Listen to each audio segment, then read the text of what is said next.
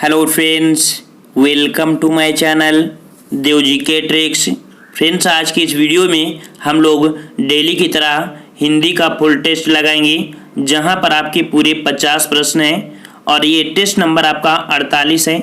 और इसके पहले हमने 47 पार्ट आपके हिंदी के अपलोड कर दिए हैं।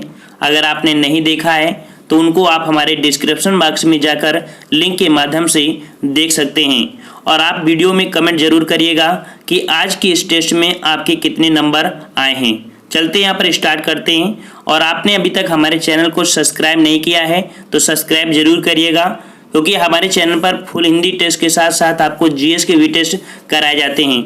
चलिए, आपका पहला क्वेश्चन यहाँ पर कह रहा है कि जिन अव्ययों का संबंध वाक्य से नहीं वक्ता के हर्ष शोक आदि के भावों से होता है वे क्या होते हैं। ठीक है ना, समझ गए होंगे ना।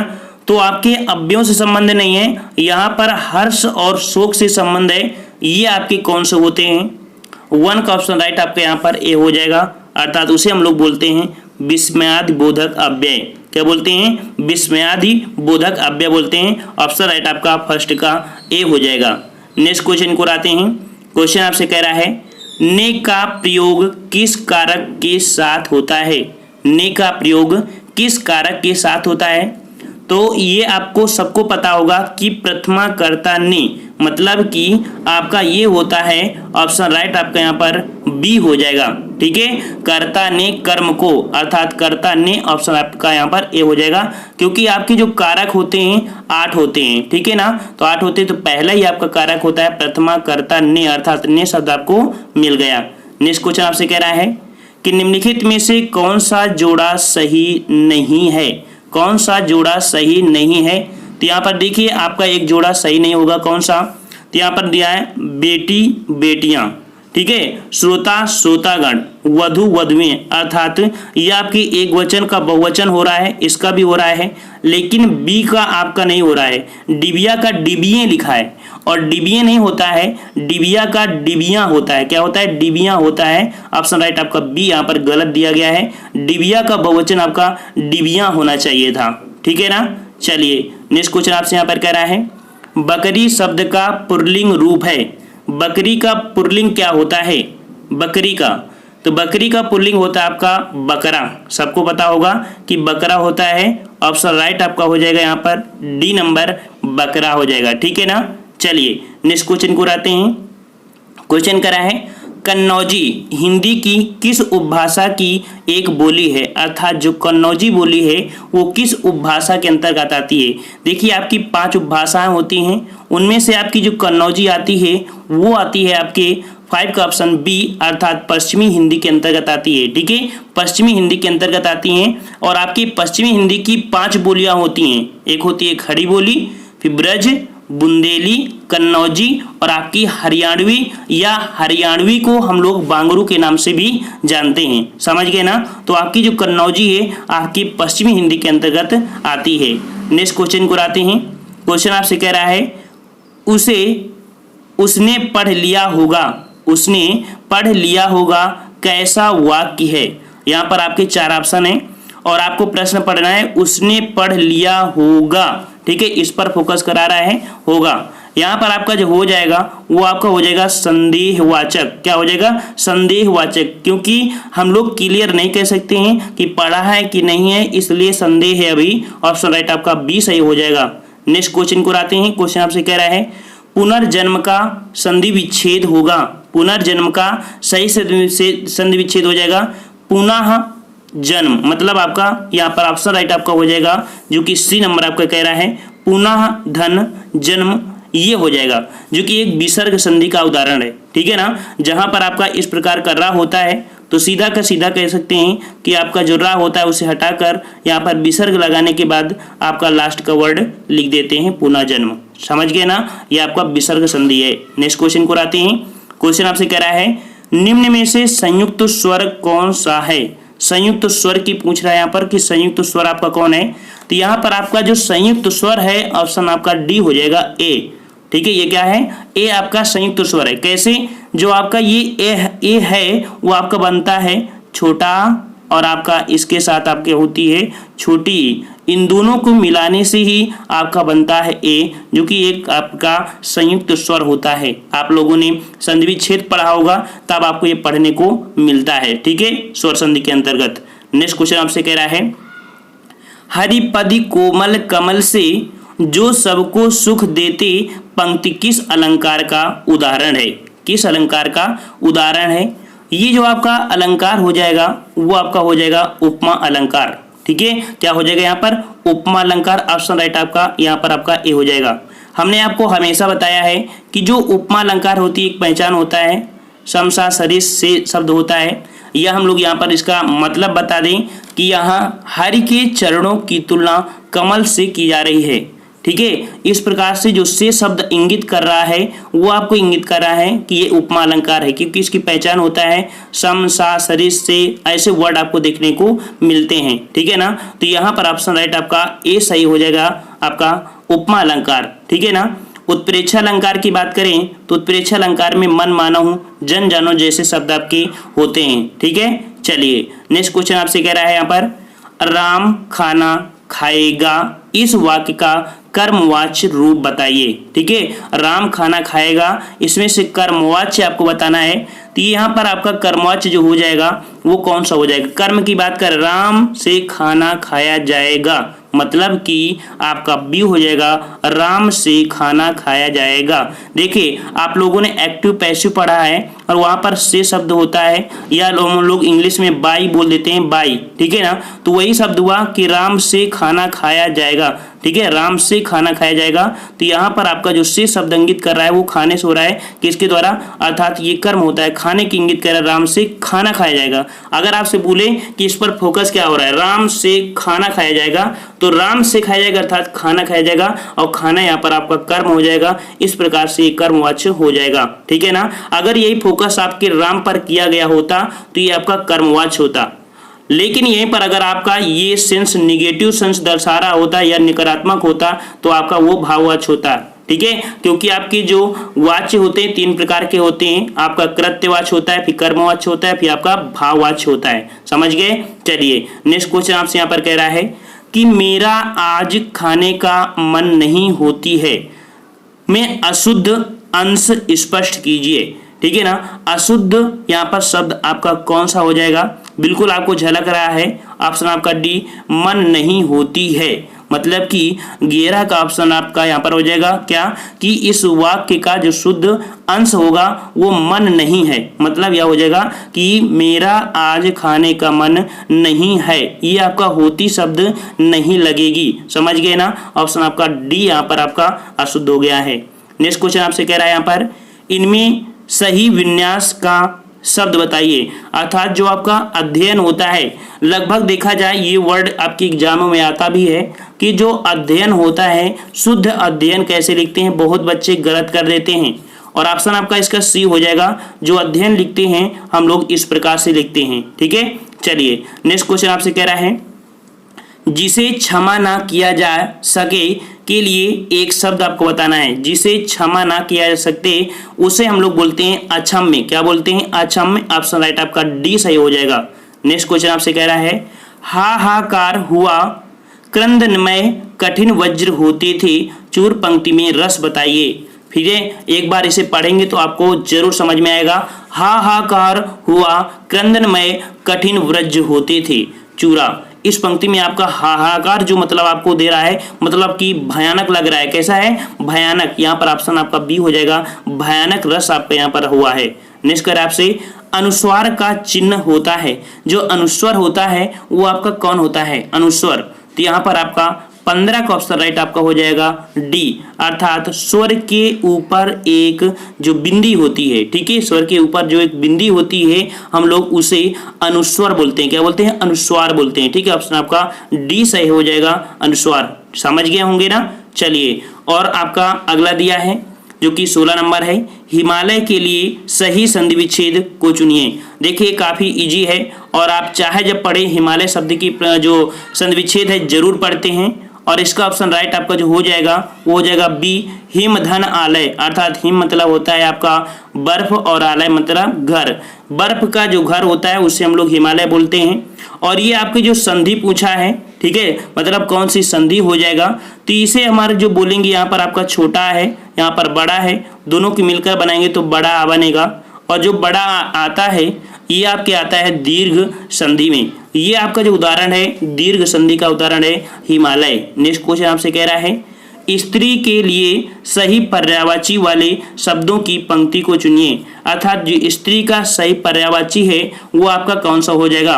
यहाँ पर स्त्री का सही पर्यायवाची हो जाएगा ए नंबर, त्रिया, वनिता, नारी। ये आपका सही है स्त्री का पर्यायवाची, ठीक है ना।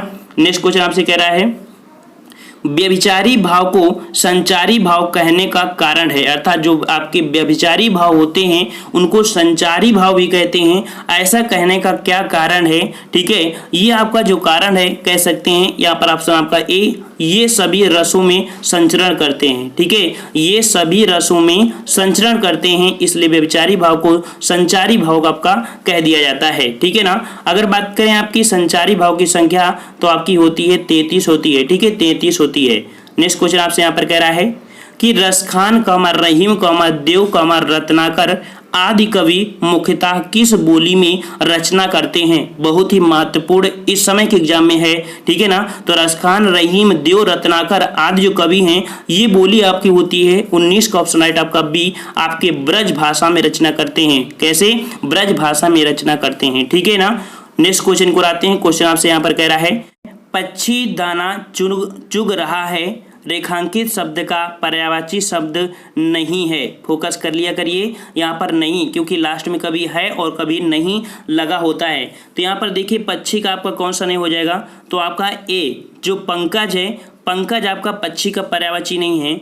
ये पक्षी जो पंकज है ये आपका होता है कह सकते हैं कमल का पर्यायवाची, क्योंकि पंख मतलब कीचड़ होता है और में मतलब कह सकते हैं उत्पन्न, जो आपकी कीचड़ में उत्पन्न होता है उसे हम लोग पंकज अर्थात उसे कमल कहते हैं, ठीक है ना। यहाँ पर पक्षी का पर्यायवाची नहीं है, ठीक है, समझ गए होंगे। और आपके अंडज, नवचर ये सभी आपके पर्यायवाची हैं, लेकिन पंकज आपका नहीं है, ये कमल का पर्यायवाची है, समझ गए होंगे। चलिए नेक्स्ट क्वेश्चन आपसे कह रहा है कि निम्नलिखित में से कौन सा उपमा अलंकार का एक तत्व नहीं है। अर्थात आपके उपमा अलंकार में कौन सा तत्व नहीं शामिल किया जाता है, तो वो आपका जो होता है डी, विशेष धर्म नहीं होता है, ठीक है, विशेष धर्म नहीं होता है। यह एक वाचक शब्द होता है। ये क्या होता है उपमा, तो आपका उपमा अलंकार एक वाचक शब्द होता है, ना कि विशेष धर्म होता है, ठीक है। अब आपको दिया है यहाँ पर मुहारे दिए हैं और काफ़ी बच्चे कहते हैं कि सर पेपर बहुत टफ होता है, तो कितना टफ बनाया जाए। जो आपका लेवल होता है लगभग वही तो हो रहा है। आप पेपर उठा के देख लीजिए, लगभग आपको यही देखने को मिलेगा।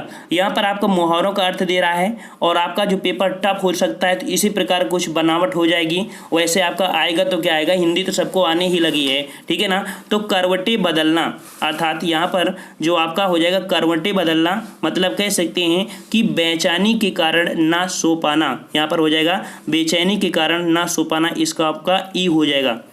कोल्हू का बैल, कोल्हू का बैल मतलब होता है आपका लगातार काम में लगे रहना। कोल्हू का बैल मतलब लगातार काम में लगे रहना।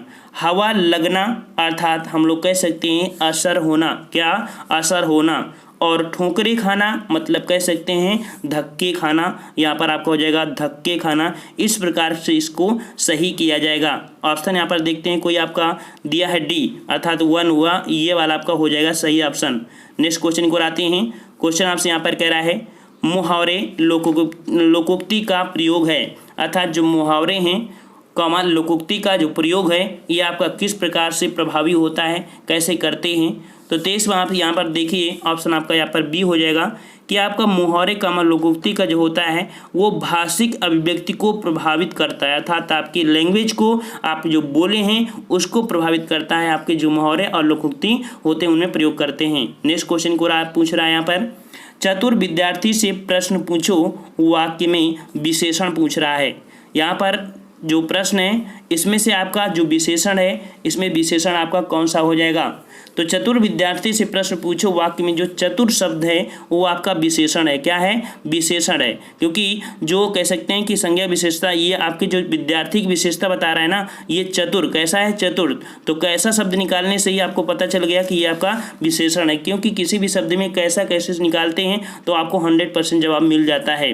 नेक्स्ट क्वेश्चन पूछ रहा है यहाँ पर, चंद्रगुप्त नाटक के रचयिता बताइए। चंद्रगुप्त नाटक के रचयिता पूछ रहा है यहाँ पर, और 25 का ऑप्शन राइट आपका यहाँ पर कौन हो जाएगा? ऑप्शन आपका हो जाएगा चंद्रगुप्त नाटक के हो जाएंगे 25 का बी, अर्थात आपके जयशंकर प्रसाद। कौन हो जाएंगे? जयशंकर प्रसाद हो जाएंगे। और यह नाटक आपके वर्ष 1931 में, कब? 1931 में रचा गया था। और यह एक नाटक राजनीतिक, कूटनीतिक, षड्यंत्र, द्वेष, घृणा, महत्वाकांक्षा, बलिदान और राष्ट्र प्रेम के भावों से अति ओतप्रोत है आपका जो चंद्रगुप्त नाटक है। ठीक है।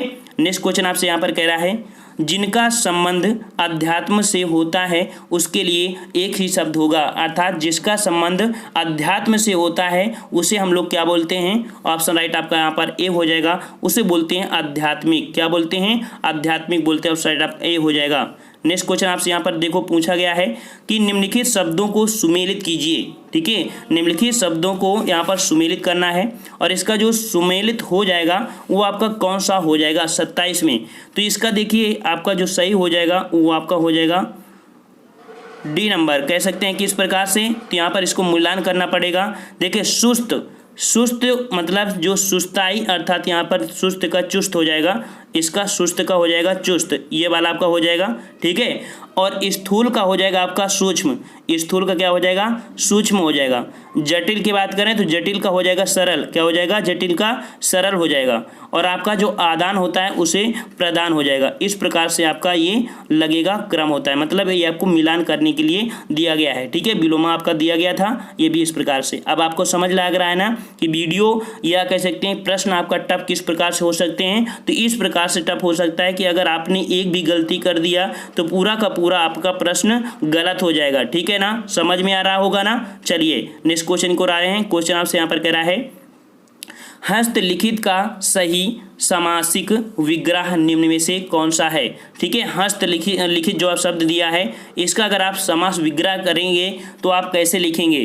ठीक है, तो इसको जो आप लिखेंगे वो लिखेंगे हाथ से लिखित है, मतलब हाथ से लिखित। ऑप्शन आपका बी, हाथ से लिखित, अर्थात ये आपका होता है हाथ से लिखित, अर्थात ये कह सकते हैं कि तत्पुरुष समास के अंतर्गत ये आएगा। ठीक है, हस्तलिखित, हाथ से लिखित। नेक्स्ट क्वेश्चन आपसे यहाँ पर पूछ रहा है, गौरव का लाघव, गौरव का लाघव अर्थात विलोम दिया है कि गौरव का लाघव से वही संबंध है जो नकल का संबंध आपका हो जाएगा मूल से। ऑप्शन आपका बी हो जाएगा, गौरव का होता है लाघव, वही आपका नकल का होता है मूल से। ठीक है, क्या? मूल से, या कह सकते हैं असल से। ठीक है। नेक्स्ट क्वेश्चन आपसे कह रहा है, निम्न में से कौन सा शब्द देशज नहीं है? ठीक है, कौन सा शब्द देशज नहीं है? तो यहाँ पर देखिए आपका जो शब्द है डी, अर्थात गमला। ठीक है, गमला शब्द जो है ये देशज नहीं है, यह आपका पुर्तगाली शब्द है। कैसा है? गमला शब्द आपका पुर्तगाली है, समझ गए ना। और अदर टोपी, लाठी, पेट ये आपके देशज शब्द के अंतर्गत आते हैं, लेकिन जो गमला शब्द है आपका ये कैसा है? आपका पुर्तगाली शब्द है। नेक्स्ट क्वेश्चन को आते हैं। क्वेश्चन आपसे कह रहा है कि वी उपसर्ग से बना शब्द निम्न में से कौन सा है? वी से बना है, देखिए सरल बिल्कुल है। वी से आपका जो बना शब्द है यहाँ पर आपका हो जाएगा विमुख। कौन सा? विमुख। सी नंबर आपका हो जाएगा विमुख, अर्थात वी धन मुख होता है इसे। ठीक है। नेक्स्ट क्वेश्चन आपसे कह रहा है, राम नाम की लूट है, लूट सके तो लूट।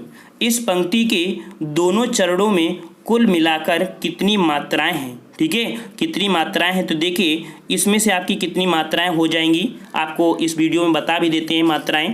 तो देखिए बड़ा की मात्रा यहाँ पर आपको ऐसे लग जाएगा, रा में आपका बड़ा हो जाएगा क्योंकि बड़ा रा है, ये आपका माँ में सिंगल लगेगा। ठीक है ना। वहीं पर आपका ना में डबल हो जाएगा, माँ में सिंगल हो जाएगा। ठीक है ना। की में आपकी डबल मात्रा हो जाएगी। लू अर्थात बड़ा ऊ लगा है, अर्थात यहाँ पर आपका बड़ा ऊ हो जाएगा। टा में आपका सिंगल हो जाएगा, और आपका है में जो हो जाएगा डबल। इनको अगर आप जोड़िए 2 2 4 2 6 2 8 2 10 3 13, अर्थात ये आपकी 13 हो गई। वैसे ही आपको लूट सके तो लूट, इसको अगर मात्राओं को निकालेंगे तो इसी प्रकार से इनको भी पाएंगे कि ये मात्राएं आपकी जो आएंगी वो कितनी आएंगी, तो 11 मात्रा आएंगी। ठीक है, निकाल कर देखिएगा, हमने आपको बता दिया। मतलब जो दीर्घ स्वर होते हैं उनको डबल से डिनोट करते हैं, जो आपके लघु स्वर होते हैं उनको सिंगल से डिनोट करते हैं। ठीक है, और आपकी जो चंद बिंदी होती है उसको सिंगल से डिनोट करते हैं, और आपकी जो अंक की बिंदी होती है उसे हम लोग डबल से डिनोट करते हैं। इस प्रकार से आप यहाँ पर मात्राएं लगाना भी सीख सकते हैं। यहाँ पर आपका जो आया है फर्स्ट आपका 13 आया है और आपका 11 आया है, कुल मिला के आपकी 24 मात्राएं हैं। और ये आपका जो 13 और 11 का कह सकते हैं कि ये आपका पेयर होता है, इसे हम लोग क्या बोलते हैं, इसे बोलते हैं दोहा छंद। अर्थात जो आपका ये छंद है ये दिया है तो मात्राएं तो 24 हैं, लेकिन ये आपका जो दिया है दोहा छंद का उदाहरण है। समझ गए होंगे। चलिए नेक्स्ट क्वेश्चन आपसे कह रहा है कि हिंदी में शब्दों के बाद जोड़ने वाले शब्दांशों को कहते हैं। अर्थात जो हिंदी में होते हैं और शब्द के बाद में जोड़े जाते हैं उसे हम लोग क्या कहते हैं। तो 33 का ऑप्शन राइट आपका यहाँ पर कौन सा हो जाएगा, ऑप्शन आपका हो जाएगा बी। उनको हम लोग बोलते हैं यहाँ पर परसर्ग। ठीक है, क्या बोलते हैं, परसर्ग, या हम लोग उसे प्रत्यय के नाम से जानते हैं। ठीक है ना, समझ गए होंगे। चलिए नेक्स्ट क्वेश्चन आपसे यहाँ पर कह रहा है कि क्रोध रूपी अग्नि, मतलब क्रोधाग्नि होता है, मतलब ये आपका बनेगा क्रोध रूपी अग्नि। ठीक है, क्रोध रूपी अग्नि, या यहाँ पर हो गया क्रोधाग्नि होता है। यह आपका कौन सा समास है, अर्थात जो आपका क्रोधाग्नि है क्रोध रूपी अग्नि होता है, और जो रूपी शब्द लग जाता है वो हमेशा आपका किस में होता है, आपकी कर्मधारय समास में होता है। हमने कर्मधारय समास को बहुत अच्छी तरीके से या समास को बहुत अच्छी तरीके से बताया है, क्योंकि जहाँ पर आपको महाशब्द लग जाए वो भी आपका कर्मधारय होगा, जहाँ पर रूपी शब्द लग जाएगा आपका कर्मधारय होगा, के समान होगा वो भी आपका इसी में लग जाएगा। कुछ ऐसे पॉइंट होते हैं जो हमेशा आपके कर्मधारय में होते हैं, क्योंकि कर्मधारय हमेशा क्या होता है, आपका विशेष और विशेषण होता है। ठीक है, तुलनात्मक वर्ड आपके हमेशा कर्मधारय समास में होते हैं। ठीक है, जैसे महावीर, महास्वामी, ऐसे आपके हमेशा इसी के अंतर्गत आते हैं। ठीक है, चलिए नेक्स्ट क्वेश्चन आपसे कह रहा है कि उत्थान का निम्न में से कौन सा सही विलोम शब्द है। अर्थात जो उत्थान है, और उत्थान का कह सकते हैं कि आपका जो सही विलोम होगा, उत्थान मतलब उठना हो गया, और इसके नीचे मतलब आपका पतन हो जाएगा। ऑप्शन राइट आपका ए सही हो जाएगा, पतन। नेक्स्ट क्वेश्चन को आते हैं, आपके यहाँ पर गद्यांश पूछा गया है, और हमने आपको बता दिया है कि गद्यांश आपका 5 नंबर का होता है। लगभग आप 4 प्रश्न जरूर कर लेते हैं। ठीक है, थोड़ा समय लगा देते हैं क्योंकि काफ़ी बच्चों को पता नहीं होता कैसे सॉल्व करना है, तो हम आपको इसे हर एक वीडियो लगभग बता देते हैं किस प्रकार से है। तो आप लोग गद्यांश को पढ़ने के लिए या सॉल्व करने के लिए सबसे पहले आप प्रश्न को पढ़ा करिए। प्रश्न को जैसे ही पढ़ेंगे तो आपके दिमाग में आपका क्वेश्चन छा जाएगा, अर्थात आपके दिमाग में क्वेश्चन बना रहेगा। और क्वेश्चन के बाद अगर आप इसको पढ़ते हैं, ठीक है, आप इसको पढ़ते हैं आप गद्यांश को, तो आप जैसे ही पढ़ेंगे तो वो वर्ड आपको सामने आ जाएंगे और आसानी से वो आंसर आपको देखने को मिल जाएगा। यही होता है। ठीक है, जब वीडियो हम पर्सनल बनाएंगे या हम किसी वीडियो में बता भी देते हैं कि कैसे सॉल्व करना है, बस वीडियो जब बड़ा होता है तो उसमें हम नहीं बताते हैं, जैसे आज हम छोड़ दे रहे हैं। ठीक है ना, तो यहाँ पर आपको सर्वप्रथम आपको प्रश्न पढ़ना है, फिर आपको गद्यांश पढ़ना है, फिर आपको आंसर मिल जाएगा। लेकिन बच्चे कहते हैं कि सर आंसर बता दिया करिए, हम यहाँ पर आंसर बता देंगे क्योंकि लगभग सभी बच्चे PDF को डाउनलोड करते हैं हमारे टेलीग्राम से, इसलिए इसका आंसर देखिए। आपका जो 36 आंसर है, क्वेश्चन कह रहा है खेलों में निर्धन राष्ट्र भी हमसे आगे निकल गए क्योंकि वहाँ आपका देखिए जो आंसर ये होंगे आपके पैराग्राफ में दिए हैं, और इसका जो आंसर आपका हो जाएगा 36 में, तो ऑप्शन राइट आपका हो जाएगा यहाँ पर डी, अर्थात खेलों को राष्ट्र सम्मान। ठीक है, क्योंकि वहाँ पर खेलों को राष्ट्र सम्मान मिलता है। 37 नंबर आपसे कह रहा है गद्यांश का उपयुक्त शीर्षक हो सकता है। गद्यांश का उपयुक्त शीर्षक क्या हो सकता है, तो 37 में हो सकता है आपका बी नंबर खेलों का गिरता स्तर। बी नंबर खेलों का गिरता स्तर ये हो जाएगा आपका। 38 नंबर कह रहा है खेलों के गिरते स्तर का कारण नहीं है यहाँ पर पूछ रहा है, और ये 4 ऑप्शन है। जब आप गद्यांश पढ़ेंगे तो आपको एक आंसर मिलेगा, ये आंसर आपका हो जाएगा डी, खेलों के प्रति राष्ट्रीय सम्मान। ये आपका इसी कारण हो सकता है कि खेल आपकी जो है इनका स्तर गिरता चला जा रहा है क्योंकि उनको सम्मान नहीं दिया जा रहा है। नेक्स्ट कह रहा है आपसे खेलों पर नकारात्मक प्रभाव डालता है, अर्थात जो खेल होते हैं उस पर नकारात्मक प्रभाव डालते हैं क्या, तो आपकी जो आपसी गुटबंद हुई होते हैं वो आपके नकारात्मक आपके प्रभाव डालते हैं। आपका जो 5वां है कि गद्यांश के अनुसार राष्ट्र की उपलब्धियों में नहीं दी गई, अर्थात राष्ट्र की उपलब्धि में क्या नहीं दिया गया है, तो ये उपलब्धि आपकी हो जाएगी 40 में आपका सी, अर्थात खेल को उपलब्धि नहीं दिया गया है।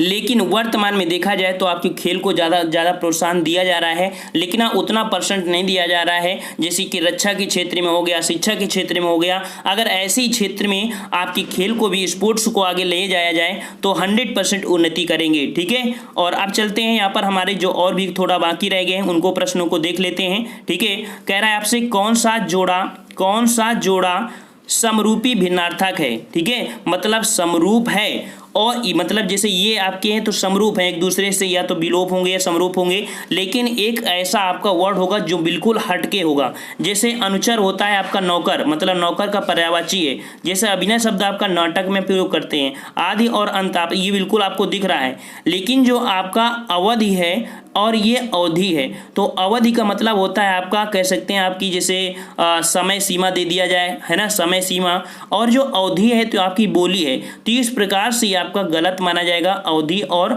आपका अवधि। ठीक है ना, ये प्रश्न आपकी 2018 में पुलिस एग्जाम में पूछा गया था, यही सेम क्वेश्चन था और राइट आंसर आपका ए सही हो जाएगा। ठीक है, चलिए नेक्स्ट क्वेश्चन आपसे यहाँ पर कह रहा है कि निम्नलिखित 6 वाक्यों में से प्रथम व अंतिम निश्चित हैं, शेष को उचित क्रम में व्यवस्थित कीजिए। अर्थात आपका जो पहला है ये आपका स्थिर रहेगा, अपनी ही जगह रहेगा, और आपका जो 6ठा नंबर है ये भी आपका अपनी ही जगह रहेगा, लेकिन जो भी परिवर्तन हुए हैं आपके यहाँ पर परिवर्तन हुए हैं। ठीक है ना, तो इसका जो आपका आंसर हो जाएगा वो आपको हम लोग कैसे इसको सॉल्व करेंगे, कैसे इसको करेंगे, तो इसका देखिए जो आपका सही हो जाएगा आपका ऐसे पढ़ेंगे। देखिए यहाँ से पढ़ना स्टार्ट करेंगे कि समाचार पत्रों में, क्योंकि ये बोल दिया कि पहला आपका स्थिर है, तो समाचार पत्रों में प्रकाशित विज्ञापनों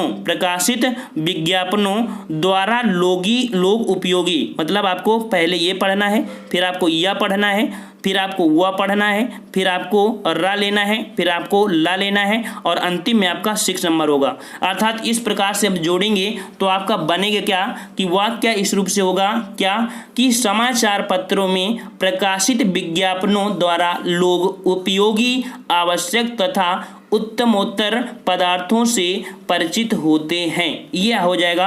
अर्थात इसको अगर आप जोड़ेंगे तो ऑप्शन आपका डी सही हो जाएगा। आप स्क्रीनशॉट ले लीजिए और इसके बाद मिलान कीजिएगा, यही आपका बनेगा। ठीक है, अब अगला आपका आ गया है 43 नंबर, गोधूम शब्द है। जो आपका गोधूम है ये आपका शब्द कैसा है, तो गोधूम शब्द आपका 43 का ऑप्शन राइट आपका यहाँ पर कौन हो जाएगा, ऑप्शन आपका हो जाएगा सी, अर्थात जो गोधूम है आपका तत्सम शब्द है। इसका आपका जो तद्भव होता है आपका गेहूं होता है, क्या होता है, गेहूं होता है। नेक्स्ट कह रहा है आपसे यहाँ पर किस छंद के प्रथम 2 चरण दोहा छंद के और शेष 4 चरण रोला छंद के होते हैं। काफ़ी अच्छा क्वेश्चन है, अभी पूछा गया था कि किस छंद के प्रथम 2 चरण दोहा छंद के और शेष 4 चरण जो होते हैं रोला छंद के होते हैं, ये आपका कौन सा कह सकते हैं कि ये आपका है। ठीक है, तो ये आपका जो छंद है वो आपका हो जाएगा 44 का ऑप्शन राइट आपका हो जाएगा ए, अर्थात ये कुंडलियाँ होता है। अर्थात जो आपका छंद के प्रथम 2 चरण होते हैं वो दोहे के होते हैं और शेष चरण रोला के होते हैं, वो उनको कुंडलियाँ बोलते हैं। कुंडली से एक और प्रश्न पढ़ना कि कुंडली जिस चीज़ से स्टार्ट होती है, जिस वर्ड से स्टार्ट होती हैं, वही लास्ट वर्ड भी आपका यही होता है, कुंडली की ये पहचान होती है। ठीक है ना, क्योंकि पूरे छंद में आपको 6 आपके चरण मिलेंगे, या तो कुंडली में या तो छप्पे में मिलेंगे, अदर कहीं पर आपको देखने को नहीं मिलेंगे 6 चरण। ठीक है ना, जैसे दोहा में 4 चरण होते हैं वैसे कुंडली में 6 चरण होते हैं, छप्पे में 6 चरण होते हैं। तो ये कोई लड़का होता है रट लेता है कि नहीं 6 चरण है, हम कुंडलियाँ लगा दिया, तो याद रखना कि कुंडली में भी 6 होते हैं, छप्पे में होते हैं, लेकिन इसकी सबसे बड़ी पहचान ये होती है कि कुंडली जिस वर्ड से स्टार्ट होता है उसी वर्ड से अंत होता है। ठीक है, 1 2 3 4 5 6, अर्थात ये अंतिम वर्ड उसी से होगा। ठीक है, जैसे साईं अपने भ्रात से कबहु न कीजिए काज, तो अंतिम वर्ड भी जो आएगा वो साईं ही आएगा। समझ गए होंगे इतनी देर में। चलिए नेक्स्ट क्वेश्चन आपसे कह रहा है निम्न में कौन सा शब्द तत्सम है, कौन सा शब्द तत्सम है, तो यहाँ पर देखिए 45 में तो ऑप्शन आपका ए हो जाएगा। आलस्य शब्द आपका जो आलस्य शब्द है ये तत्सम है, लेकिन आम आग, ठीक है, आसरा, ये आपके तद्भव शब्द हैं, लेकिन आलस्य जो शब्द आपका है वो आपका तत्सम है। ठीक है, चलिए अगला यहाँ पर दिया गया है कि वाक्य में त्रुटिपूर्ण भाग का चयन कीजिए, अर्थात विकल्प ए से आपके सी तक दिए गए हैं और कोई अगर त्रुटि नहीं है तो आपको भाग डी का चयन करना है। तो देखिए आपको कह रहा है वीर सैनिक कहते हैं कि हम विद्रोही शत्रु का नाश करेंगे, कोई त्रुटि है या नहीं। आपको पढ़ने में बिल्कुल नहीं लगा होगा कि इसमें त्रुटि है, लेकिन त्रुटि है। कहाँ पर त्रुटि है? तो यहाँ पर जो त्रुटि है आपके ऑप्शन बी में है, इस वाले में। क्या त्रुटि है समझ लीजिए कि आप लोग विद्रोही नहीं बोलेंगे, विद्रोही नहीं बोलेंगे, वहां पर हम लोग शत्रुओं को बोलेंगे। क्या बोलेंगे? शत्रुओं को। अब पढ़िए कि वीर सैनिक कहते हैं कि हम शत्रुओं का नाश करेंगे। ठीक है, विद्रोही नहीं बोलना, शत्रुओं यहां पर लगा देना है कि शत्रुओं का नाश करेंगे, ये आपका सही हो जाएगा। ऑप्शन राइट आपका बी यहाँ पर आपका त्रुटि है, विद्रोही शब्द नहीं होगा। नेक्स्ट क्वेश्चन आपका है जो कि 47 नंबर है कि भावयुक्त शुद्ध अनुवाद चुनिए, अर्थात ये आपका इंग्लिश वर्ड दिया है और आपको बता दें कि अगर आपका एग्जाम या आपका पेपर टफ होता है तो ऐसी स्थिति आती है जब आपकी ये इस प्रकार के 2-3 प्रश्न अगर डाल देंगे कि मीनिंग अर्थात उसका अर्थ क्या होगा, तो 100% आपका पेपर टफ हो जाएगा। क्योंकि हिंदी लगभग माना जाता है कि 40 के ऊपर और 45 के नीचे है तो हिंदी तो ठीक है, लेकिन 40 के नीचे अगर आप लाते हैं तो हिंदी बिल्कुल आपकी बेकार है, बिल्कुल बेकार है। और आप लोग को बताना है कमेंट करके इस वीडियो में आपके 40 से और 45 के लगभग कितने आपको आए हैं, कमेंट करके जरूर बताइएगा। क्योंकि आज का जो पेपर है थोड़ा सा अच्छे तरीके से बनाया गया है, ठीक है ना। और वीडियो को जरूर लाइक करिएगा। जो लिखा है आपका आई वाज ओवर एंजॉय, ठीक है, आई वाज ओवर जॉय, इसका जो हिंदी अनुवाद होता है वो होता है मेरा दिल बाग बाग हो गया। ऑप्शन राइट सी, मेरा दिल बाग बाग हो गया, ऑप्शन सी सही हो जाएगा यहाँ पर। नेक्स्ट क्वेश्चन आपसे यहाँ पर कह रहा है कि निम्नलिखित वाक्यों में से पूर्ण वर्तमान काल को स्पष्ट कीजिए, अर्थात आपका पूर्ण वर्तमान काल होता क्या है पहले आपको ये पता होना चाहिए। तो देखिए यहाँ पर आपका जो पूर्ण वर्तमान काल हो जाएगा कि जहाँ कार्य की पूर्ण सिद्धि हो गई हो वहाँ पूर्ण वर्तमान काल होगा। अर्थात ऑप्शन यहाँ पर ए देखिए कि अब हमारे पढ़ने का समय हो गया है, अर्थात ये आपका पूर्ण सिद्धि हो गई है, अब हमारा समय हो गया है, वर्तमान की बात कह रहा है। इस कारण से आपका ए ऑप्शन सही हो जाएगा। नेक्स्ट कह रहा आपसे कि रिक्त स्थान की पूर्ति कीजिए, 49 में कह रहा है रिक्त स्थान की पूर्ति कीजिए। तो यहाँ पर देखिए थोड़ा सा अगर आप बोलो कि हाँ हम यहाँ पर कोई भी वर्ड उठा के रख देंगे तो गलत हो जाएगा। और राम ने क्या देखी, यहाँ पर बच्चे देखी, कभी ऐसा बोलोगे क्या कि राम ने बच्चे देखी, गलत लग रहा है बोलने में। अच्छा दूसरा अगर देखो राम ने घोड़े देखी, ये भी गलत लग रहा है। अच्छा ठीक है, राम ने तस्वीर देखी, राम ने तस्वीर देखी, क्या लग रहा है सही है? बिल्कुल सही लग रही है कि राम ने तस्वीर देखी, अर्थात ऑप्शन राइट आपका सी हो जाएगा, राम ने तस्वीर देखी। राम ने चित्र देखी तो चित्र नहीं होगा, राम ने तस्वीर देखी, ऑप्शन राइट सी सही हो जाएगा। और इस वीडियो का अंतिम क्वेश्चन आपका आ चुका है, कह रहा है कि निम्नलिखित में से तत्सम तद्भव का सही युग्म नहीं है। ठीक है, यहाँ पर प्रश्न में थोड़ा मिसप्रिंट था, यहाँ पर दे दिया था सही, लेकिन यहाँ पर एक गलती है। वो गलती आपकी क्या है आप देखिए, आपका जो महुक अर्थात महुआ आपका जो है ये तद्भव है, तत्सम आपका महुक हो गया। ठीक है ना। आपका जो अदरक है तो अदरक का तत्सम जो तद्भव तत्सम होता है वो आर्द्रक होता है। कभी कभी ये द्रा ऐसे नहीं लगता है तो कभी ऐसे लग देता है, लेकिन शुद्ध आपका हो जाता है। ठीक है, कहीं ना कहीं ये भी आपका सही है। आपका जो अखाड़ा है, अखाड़ा का भी आपका तत्सम क्या होता है, आपका अच्छावट होता है। लेकिन जो ईख है, ईख का जो तत्सम होता है वो आपका इच्छु होता है। यहाँ पर आपकी मात्रा नहीं लगी थी, ठीक है, इस कारण से आपका हो गया है, क्योंकि यही आपकी त्रुटि देखने को मिली है इस प्रश्न में। वैसे देखा जाए तो हो सकता है मात्रा लगाने के लिए वो भूल गया हो, ठीक है, लेकिन आपको एक ना एक प्रश्न तो सही करना होगा, किसी न किसी निशान लगाना होगा, तो आपको निशान यहीं पर लगाइएगा। ठीक है, हम ये नहीं कह रहे हैं कि हो सकता है मालूम मिसप्रिंट हो गया हो कि यहाँ पर मात्रा रही हो, लेकिन यहाँ पर सभी तो लगभग आपके सही हैं, इस प्रकार से आपका ये सही हो जाएगा, गलत यहाँ पर माना जाएगा। ठीक है, अदर आपका बिल्कुल सही है। इच्छु का होता है ईक होता है, इच्छु का होता है ईक होता है। समझ गए होंगे इसके बारे में। अच्छा, यहाँ पर आपने 50 प्रश्न पढ़ लिया है, और अगर आपने अभी तक लगभग हमारे जो अभी 47 हमने सेट बनाए हैं उनको नहीं देखा है तो हमारे वीडियो के नीचे डिस्क्रिप्शन बॉक्स में देख लीजिए, वहाँ पर आपको हिंदी के टेस्ट आपको देखने को मिल जाएंगे। हम लोग मिलते हैं एक नए वीडियो के साथ, तब तक के लिए धन्यवाद। जय हिंद, जय भारत।